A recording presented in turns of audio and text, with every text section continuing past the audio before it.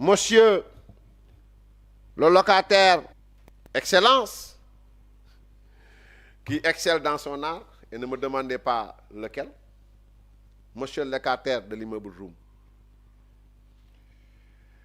Il a consacré sa première visite officielle en Mauritanie. Il a salué à son retour des relations de bon voisinage, d'amitié et de collaboration. Il a aussi parlé de convergence de vues entre nos deux pays. waa ji nekk palais au fait nee na demoon na Mauritanie nee na mooy première visite am effectivement bu mu def génn réewu Sénégal jaajëfal na bu baax a baax li nga xam ni mooy relation yi nga xam ne am na muy relation dëkkandoor yu am bu baax yu nekk diggante Sénégal ak Mauritanie ci xaritoo geeg mais jëflante gi waaye nee na ba mu ñëwee Sénégal di ko déglu mu ne ñoo bokk gis-gis ñu nag waa Mauritanie maanaam gis-gis ki benn la diggante suñu réew ak Mauritanie man ma jaaxle comme te Diomaye mooy Sonko Sonko mooy Diomaye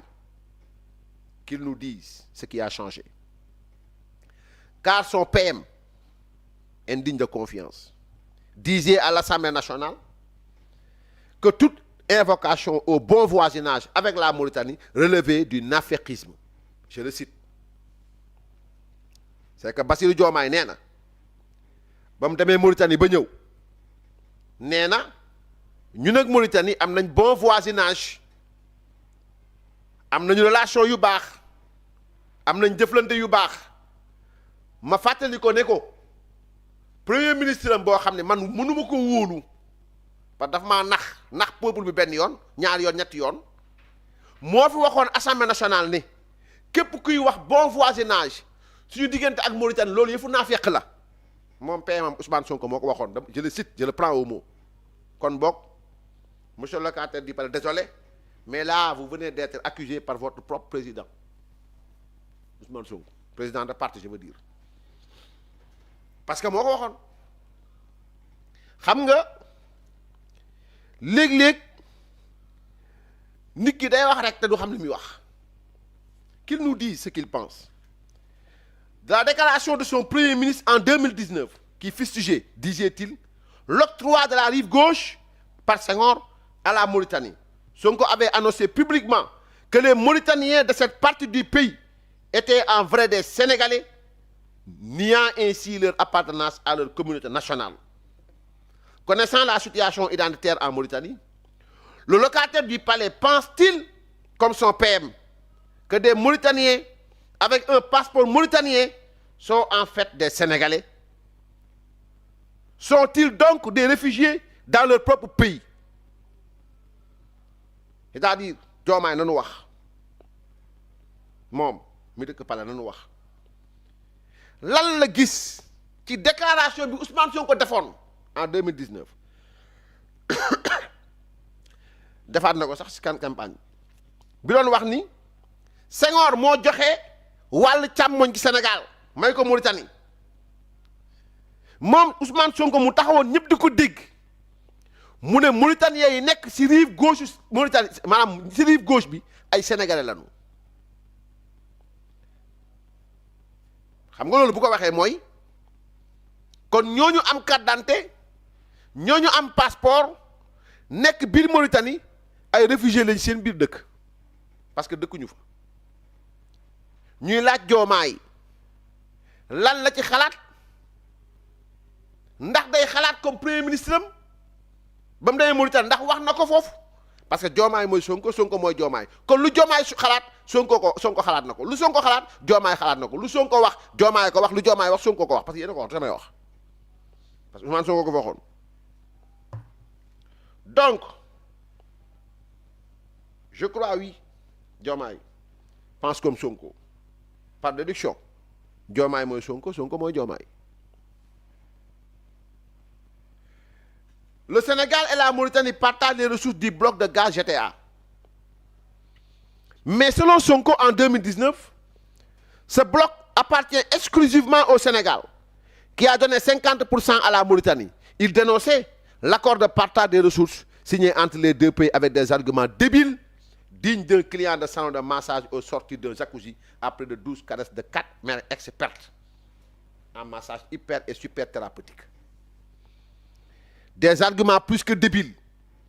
sur le taux de natalité ou la taille de la population. Quelle ignorance et quelle crasse ignominie.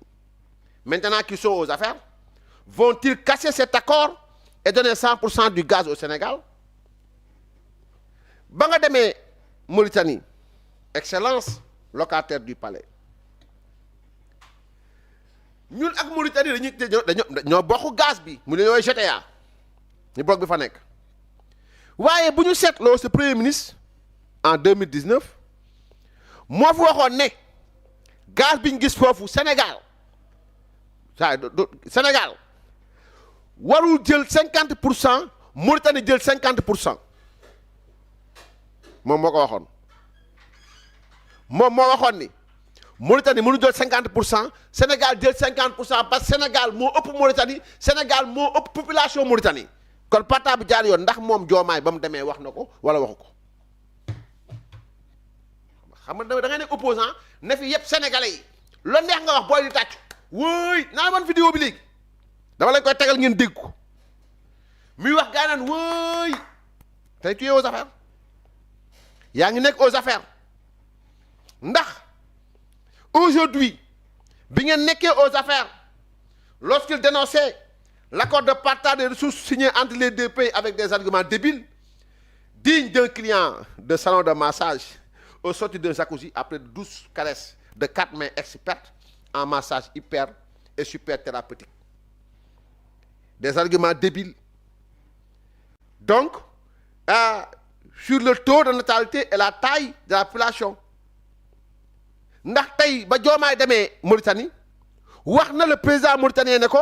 man ak yow mënuñoo tolloo on va renégocier l'affaire parce que maa la ëpp population parce que maa la ëpp ay nit maa la ëpp droit ci gaz bi ndax wax na ko bu ko waxulee mooy da ngeen yépp sénégalais yi parce que loolu ngeen leen waxoon. Maintenant qu'ils sont aux affaires, vont-ils casser cet accord et donner 100% du gaz aux Sénégalais? L'indigne de confiance disait aussi: les Mauritaniens emprisonnent ou tuent nos pêcheurs. moo ko wax de li ma fi wax yëpp diffamé wu ma ko damay ñëw teg wax ji léegi moo ko wax. Que pense le locataire du palais de cette déclaration? Traite-t-il un pays frère de meurtre systématique de citoyens sénégalais? Sonko mooy Diomaye, Diomaye mooy Sonko. Lu Sonko wax Diomaye ko wax, lu Diomaye wax Sonko ko wax. Sonko moo waxoon wax ji. Donc Diomaye est allé rendre visite à un pays qui tue nos pêcheurs et d'une manière systématique. Ça, c'est la déclaration de Ousmane Sonko dans l'opposition. Il disait aussi: nous avons besoin d'eau et il faut revitaliser les vallées fossiles. Wade avait reculé car intimidé par les Mauritaniens. Macky Sall n'avait rien tenté. Donc, qu'ils nous disent, ñoom ñaar, s'ils vont désormais procéder à la revitalisation des vallées fossiles. L'ont-ils dit hier au président mauritanien? Xam nga mbirum xëcc ndox mi mu ñëw mbirum dex gi moom dafa taxawoon di wax mu ne Wade dafa arrière parce que dafa ragal mauritanien yi. Macky Sall jéemul dara mais ñun bu ñu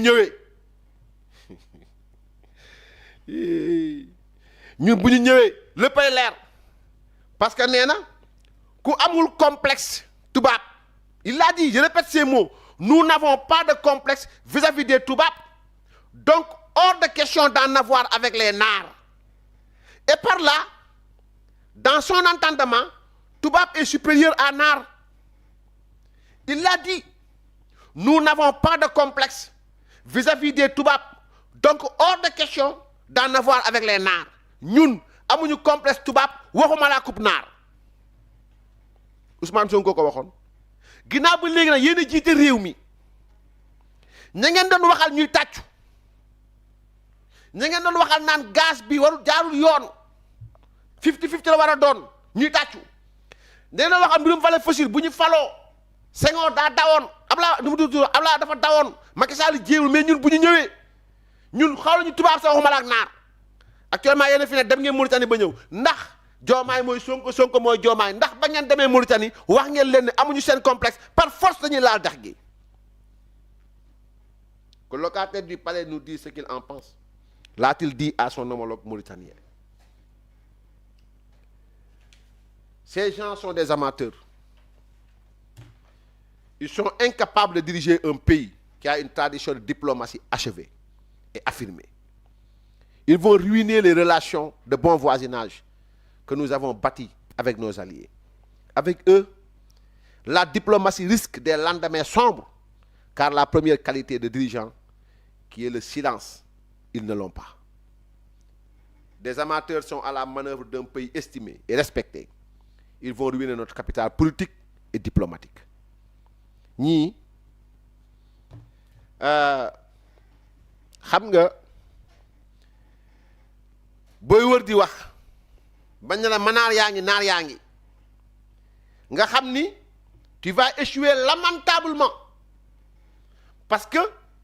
d'ici 100 jours 300 jours 600 jours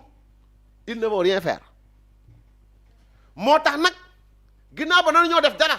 ay rapport la ñu di génneel ngeen nekk ci rapport yi ñu jël seen journaliste nag ñu jël wax jooju la ñuy jël nag jël journaliste yooyu wax jooju la ñuy jël di ko def ci bopp population bi pour nëbb seen échec pour nëbb seen ñàkk mën-mën pour nëbb seen nu mu tudd sax seen incompétence pour nëbb seen amateurisme il vous donne du bonbon ngeen di sucer ñoom ñuy nëbbatu xam nga pour vous dire nu ma ko sosal ñaanu ma ko yàlla sol sama àdduna nu ma ko waxal la dama ciy teg baaraam ni may fi wax yépp moo ko waxoon billaahi léegi nag moo yoon nguur gi manaar yaa ngi naar yaa ngi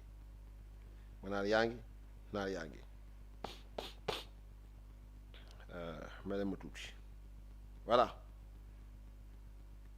ñaam manaar yaa ngi naar yaa ngi voilà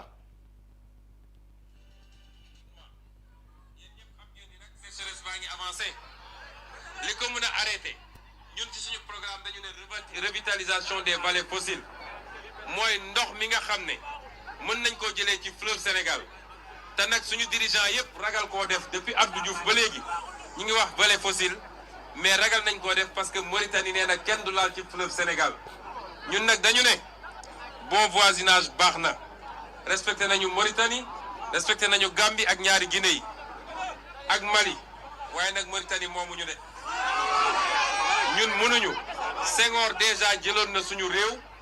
dem jël rive gauche deful référendum laajul benn sénégalais mu dem jël rive gauche jox ko Mauritanie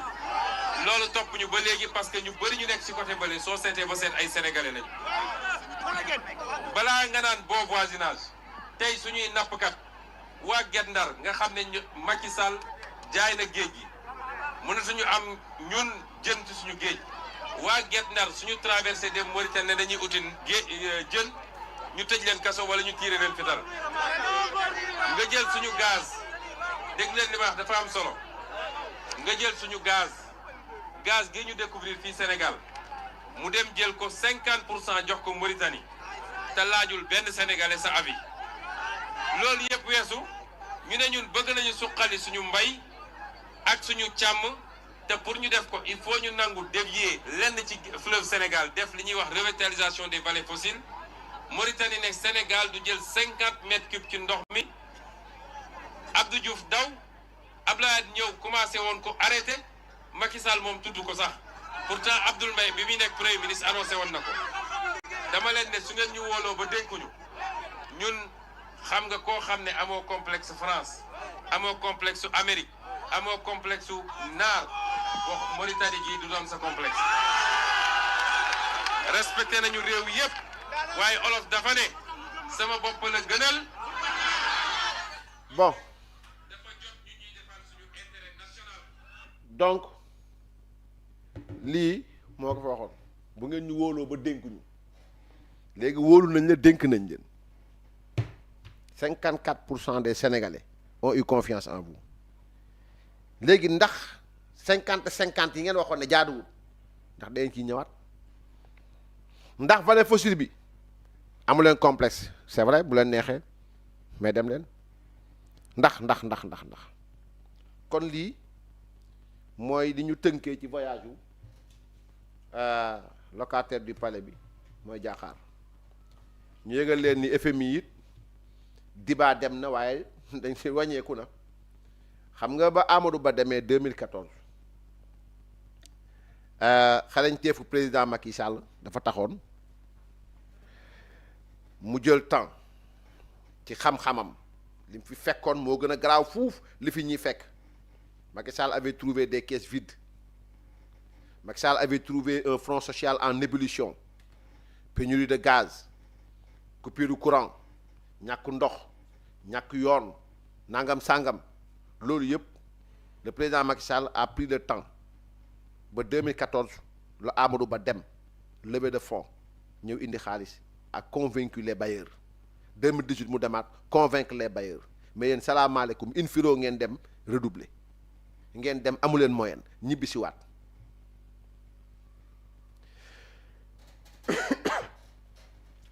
donc loolu mooy li nga xam ni bëggoon naa ko wax ci divers yi nag ma déggaat la locataire du palais di wax ci mbirum audité man damay yéemu léeg-léeg te Sénégal nag yëfu naa fekk dafay commencé bëri xam ngeen lu tax boole nañu audit foncier bi ok d'accord nañ ko audit man aw ma fi kër mais bu nekkee ni dañ ne ñoom Farba Ngom délinquant foncier ñoom nangam délinquant foncier mais syndicat des agents des impôts et domaines nag xanaa ñoom ay complices lañ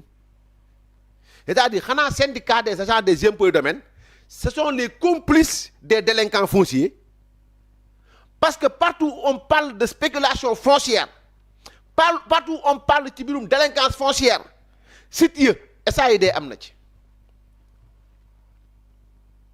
ndax xamuñ ne spéculation foncière la ou pas bu ñu seetloo foire bi bu ñu seetloo kër góor gi Mermoz bu ñu seetloo fu ñu ne spéculation foncière am na fa rek SAID am nañ fa bande xanaa kon ñoom bu fekkee ñee ay spéculateurs lañ xanaa ñoom ay complices lañ c'est une question que je pose loolu c'est à intégrer donc bu ñu seetloo ay ñoom Yoff ak ay yoon noonu yëpp donc bu ñu seetloo donc ci loolu la demee maintenant beneen bi mooy par rapport ak lanceur d'alerte il faut protéger les lanceurs d'alerte nga ubbi sa nopp nga déglu ma monsieur le locataire du palais vous nous parlez de lanceur d'alerte lan nga fas yéene def médecins yi nga xam ni ak jàngalekat yi nga xam ni médecins yi nga xam ni dañuy jël fii am nekk fii dem ubbi clinique def activité ay fonctionnaires yoo xam dañuy nekk fii ba pare dem ubbi clinique nekk fa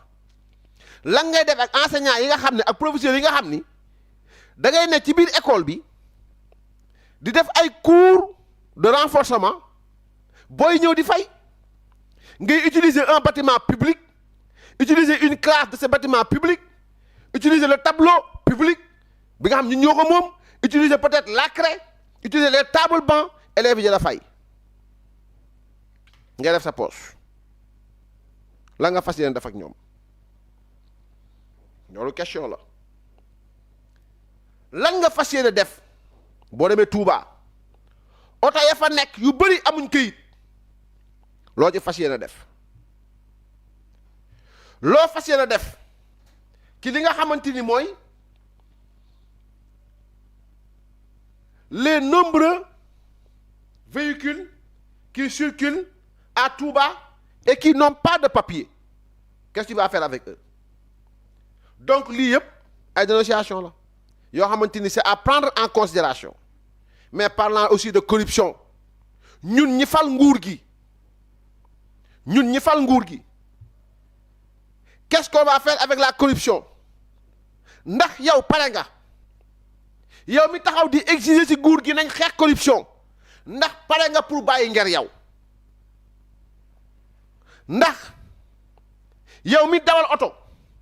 foo dugg sa oto nit dugg nga naan waaw corruption bi lii ndax yow pare nga pour bàyyi corrompre ndax pare nga pour wut këyit yi nga war a wut ba sa oto nekk ci yoon yow mi tabax ndax pare nga pour wut kii di nga war a wut ba bu ñëwee fekk la fa doo soxla génne dërëm di ko jox kenn ndax pare ngeen loolu. Parlant de corruption, la maladie est profonde. C'est pas un système, c'est pas une gouvernance, c'est pas le problème d'un régime, c'est le problème de l'homosénésis sénégalaise ou bien l'homosénégalensis. ci loolu laa ñëw ci kilifa